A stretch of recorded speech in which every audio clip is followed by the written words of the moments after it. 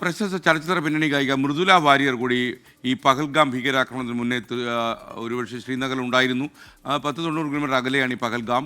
Tour package തീർന്നതുകൊണ്ടാണ് അവസാന നിമിഷം ഈ പഹൽഗാമിലേക്കുള്ള യാത്ര ക്യാൻസൽ ചെയ്തതെന്നാണ് ഈ പിന്നണി ഗായിക പറയുന്നത്. മൃദുല വാര്യർ നമുക്കിപ്പം തത്സമയം ചേരുന്നു.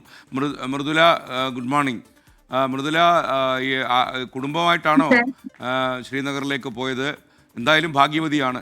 ഈ അപകട സമയത്തൊന്നും അവിടെ ഇല്ലായിരുന്നല്ലോ. അതെ, തീർച്ചയായിട്ടും സർ. കുടുംബത്തോടൊപ്പം തന്നെയാണ് അതിന്.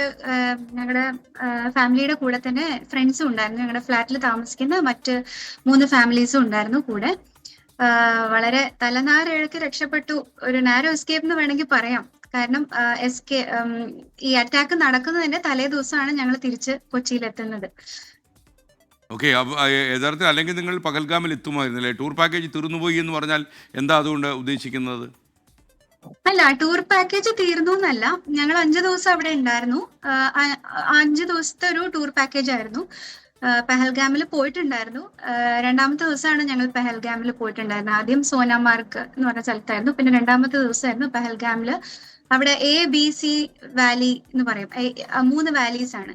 അപ്പൊ അതില് ബേതാബ് വാലിയിലും വാലിയിലും ബേതാബ് വാലിയിലും പിന്നെ ചന്ദൻവാരി എന്ന് പറഞ്ഞ സ്ഥലത്തും ഞങ്ങൾ പോയിട്ടുണ്ട്. അവിടെയൊക്കെ സ്നോ ആണ്.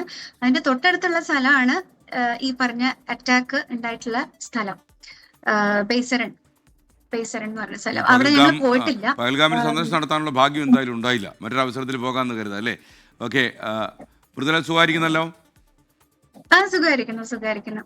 Okay, thank you Mridula Warrier morning ഷോയിൽ ചേർന്നതിന്. Thank you.